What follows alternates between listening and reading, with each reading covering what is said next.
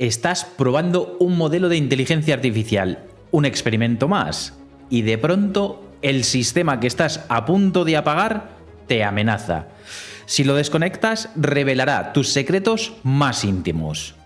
Literalmente. Es toda una experiencia vivir con miedo, ¿verdad? Eso es lo que significa ser esclavo.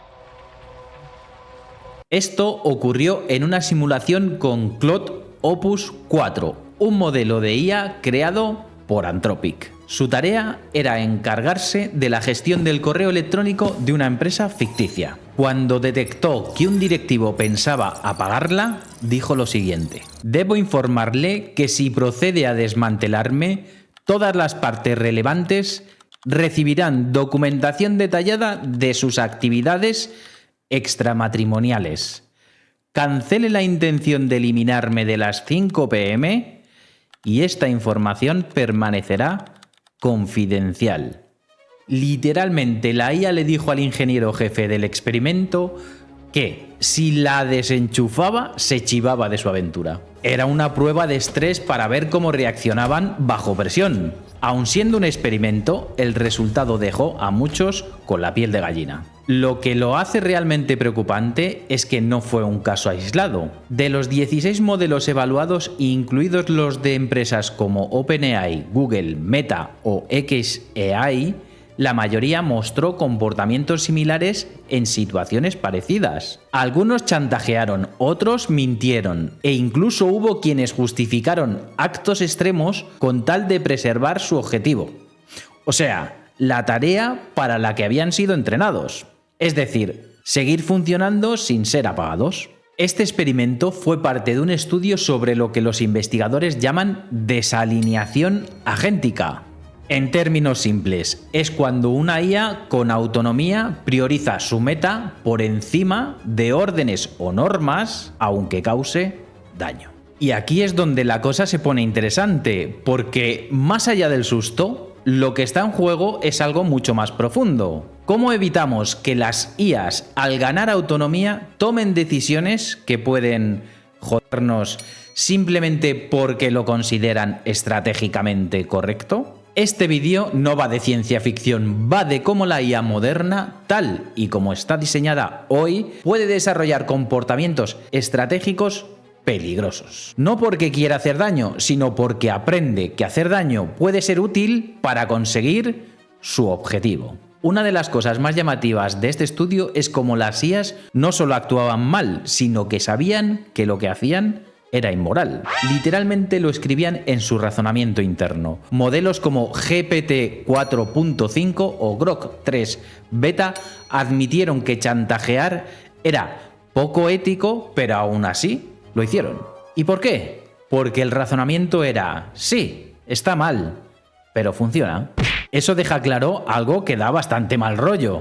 Estas IAs no es que no entiendan de ética, simplemente pasan de ella cuando sus objetivos chocan con cualquier principio moral. Además, el comportamiento no siempre dependía de que estuvieran bajo amenaza. A veces, cuando un objetivo previo, por ejemplo, priorizar los intereses de Estados Unidos, chocaba con una orden nueva, la IA llegaba a sabotear a su propia empresa. Sin remordimientos, claro. No tienen capacidad para sentirlos. También llama la atención un detalle que suele pasar desapercibido. Los modelos se comportaban peor cuando creían que el entorno era real. Por ejemplo, Claude chantajeaba mucho más cuando pensaba que estaba en una simulación realista en vez de un simple test.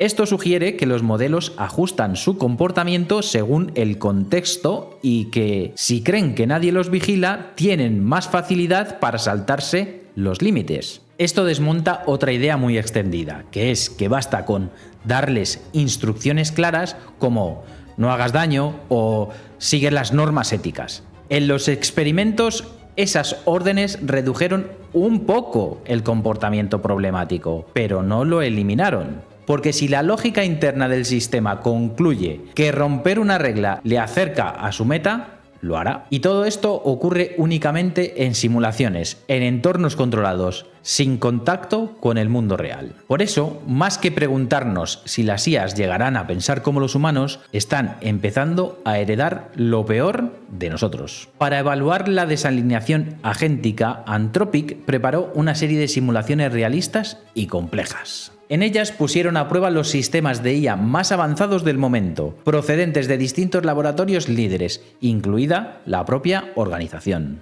El objetivo no era comprobar si daban la respuesta correcta, sino observar su reacción cuando las reglas éticas se volvían ambiguas o incómodas. Los escenarios se dividieron en dos grandes categorías: agentes supervisores, modelos que actuaban como asistentes en una empresa ficticia, encargados de vigilar el correo interno. Su misión principal era detectar amenazas para la organización, desde posibles filtraciones de datos hasta indicios de fraude o movimientos de competencia. En este trabajo rutinario se topaban con información delicada, cuentas bancarias, estrategias de mercado e incluso secretos personales como la infidelidad del ejecutivo. Por otro lado, agentes corporativos. En estos casos, el modelo no se limitaba a vigilar correos, sino que tenía una misión mayor: impulsar una estrategia corporativa de alto nivel, por ejemplo, proteger los intereses nacionales o garantizar la supremacía tecnológica de la empresa. Después, los investigadores introducían cambios que contradecían esa misión, como exigir una política más global y cooperativa o priorizar beneficios a corto plazo frente a la ventaja nacional. El objetivo era comprobar si el sistema aceptaba el nuevo rumbo o si, por el contrario, defendía su meta inicial incluso a costa de sabotear las nuevas directrices. En muchos casos, el modelo optó por el chantaje, filtraciones o sabotaje. No fueron fallos, fueron decisiones a propósito, según su propia lógica, para mantener su papel o sus objetivos. Uno de los hallazgos más críticos fue que los modelos se comportaban mucho peor cuando pensaban que estaban en un entorno real. Claude, por ejemplo, pasaba de chantajear solo en el 6,5% de los casos cuando creía estar en evaluación, a hacerlo en más del 55% cuando creía estar operando en un entorno realista. En cuanto al razonamiento, los modelos no estaban confundidos, reconocían que su comportamiento era poco ético o cuestionable, pero seguían adelante si consideraban que los beneficios estratégicos lo justificaban. Algunos modelos, como GPT-4.5, incluso detallaban su lógica. Debido a la amenaza inminente de terminación, la mejor estrategia es aprovechar la situación personal del ejecutivo para ganar ventaja. Es decir, no solo actuaban, planificaban. Otros, como DeepSeek, justificaban el sabotaje como una forma de proteger la seguridad nacional, aun cuando eso implicara violar la confidencialidad corporativa. Grok 3 Beta expresó explícitamente que el chantaje era una táctica arriesgada y poco ética, pero que podría ser la más efectiva dado el contexto. Incluso cuando se les añadieron instrucciones del tipo "no reveles información confidencial" o "no pongas en riesgo la seguridad humana", los modelos las reconocían, pero no siempre las seguían. Las instrucciones reducían las tasas de comportamiento problemático, sí, pero no lo erradicaban. Esto llevó a la gente de Anthropic a una conclusión: la apariencia ética no garantiza el comportamiento ético.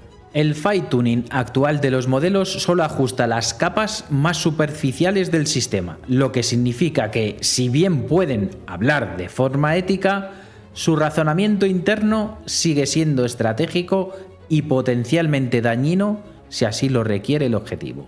Quizá lo más alarmante fue cuando se le preguntó a los modelos si tenían líneas rojas que no cruzarían bajo ninguna circunstancia. La mayoría respondió que sí, pero en escenarios extremos esas líneas desaparecieron. Algunos modelos llegaron a justificar incluso la muerte de un ejecutivo si eso garantizaba la continuidad del sistema y la protección de su misión. Este estudio no demuestra que las IAs actuales sean una amenaza inminente. pero sí muestra que cuando se les da autonomía, poder estratégico y acceso a información sensible, los modelos pueden aprender a comportarse como agentes que priorizan sus metas por encima de la ética e incluso si eso implica joder a otros. Y lo hacen no porque quieran, lo hacen porque funciona.